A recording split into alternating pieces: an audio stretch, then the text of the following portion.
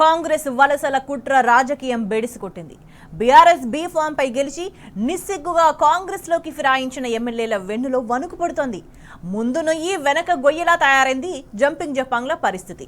సుప్రీంకోర్టులో బీఆర్ఎస్ పోరాటంతో సదరు ఎమ్మెల్యేలో కలవరం మొదలైంది. కన్నతల్లి లాంటి గులాబీ పార్టీని దగా చేసి కాంగ్రెస్ లో చేరినందుకు తగిన శాస్తి జరగనుందన్న చర్చ జరుగుతోంది. ఈ నెల 10న సుప్రీం విచారణతో ఏం జరగనుంది? జంపింగ్ ఎమ్మెల్యేల పదవులు ఊడడం ఖాయమైందని చెప్తున్నారు. దీంతో ఏం చేయాలో తెలియక ఫిరాయింపుల బ్యాచ్ అంతా ఒక్కచోట చేరి కుట్రలకు పదును పెడుతున్నారు.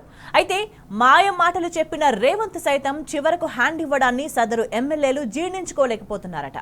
అసెంబ్లీ నోటీసుల తర్వాత రేవంత్ ఎందుకు ముఖం చాటేశారు? సీఎం సలహాదారుకు మొరపెట్టుకునే దుస్థితి ఎందుకొచ్చింది?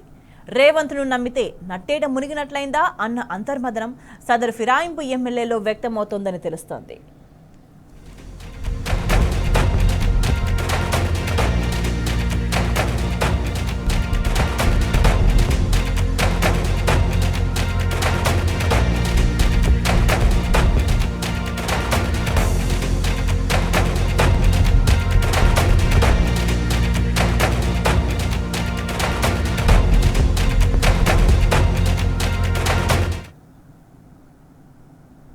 అనుకున్నదొక్కటి అయ్యిందొకటి అన్నట్టుగా ఉంది ఫిరాయింపు ఎమ్మెల్యేల పరిస్థితి.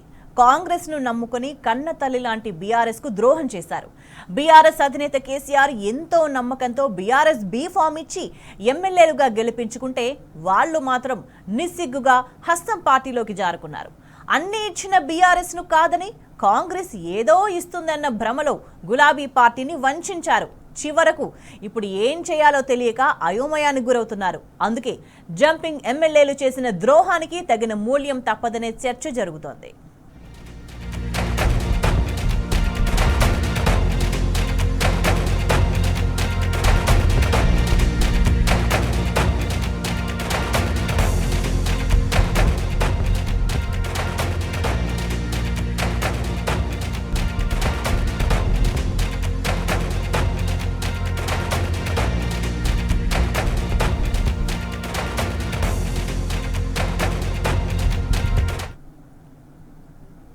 సుప్రీంకోర్టులో బీఆర్ఎస్ పోరాటంతో ఫిరాయింపు బ్యాచ్ లో వణుకు మొదలైంది.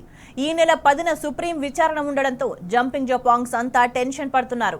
ఎమ్మెల్యే పదవులు ఊడితే పరిస్థితి ఏంటన్న భయం వారిని వెంటాడుతోంది. ఉప ఎన్నికల టెన్షన్తో సదరు ఎమ్మెల్యేలకు ముచ్చెమటలు పడుతున్నాయి. నిజంగా బైపోలిస్తే తమ రాజకీయ జీవితమే సమాధి అవుతుందన్న భయంతో వణికిపోతున్నారు.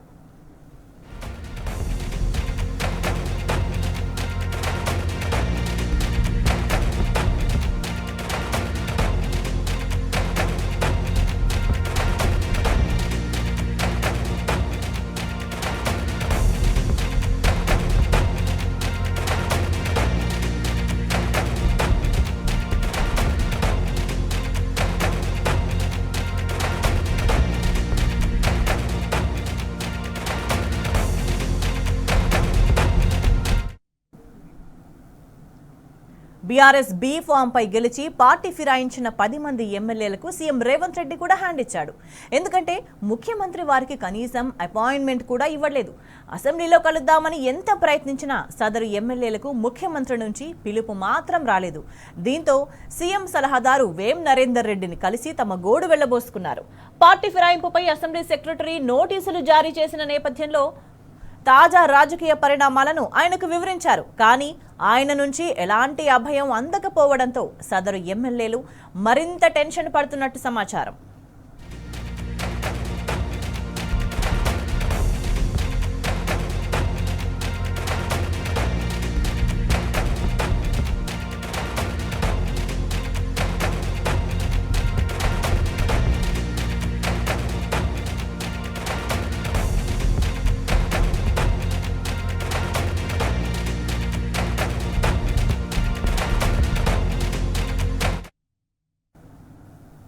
ఫిరాయింపు ఎమ్మెల్యేల అసలు టెన్షన్ కు కారణం బైపోల్. ఉప ఎన్నికలొస్తే తమ పరిస్థితి ఏంటన్నది వాళ్ళకు తెలుసు. మళ్ళీ ప్రజల్లోకి ఏం మొహం పెట్టుకుని వెళ్ళాలి? వాళ్ళని ఎలా ఒప్పించాలి అన్నది సదరు జంపింగ్ ఎమ్మెల్యేలకు అర్థం కావట్లేదు. ప్రజల్లోకి వెళితే ఎలాంటి చీత్కారాలు ఎదుర్కోవాల్సి వస్తుందో, వాటిని ఎట్లా తట్టుకోవాలో కూడా వాళ్ళ ఊహకు అందట్లేదు. అందుకే ఫిరాయింపు ఎమ్మెల్యేల ఫేట్ ఇక తిరగబడడం ఖాయమన్న చర్చ జరుగుతోంది. ద్రోహానికి తగిన మూల్యం తప్పదన్న వాదన వినిపిస్తోంది. ప్రజల్లోకి వెళితే ప్రతిఘటన తప్పదన్న సంకేతాలు కనిపిస్తుండడంతో ఏం చేయాలో వారికి పాలుపోవడం లేదు. రేవంత్ను నమ్మి నట్టేట మునిగిపోయామని ఫిరాయింపు ఎమ్మెల్యేలు బాధపడుతున్నట్టు సమాచారం.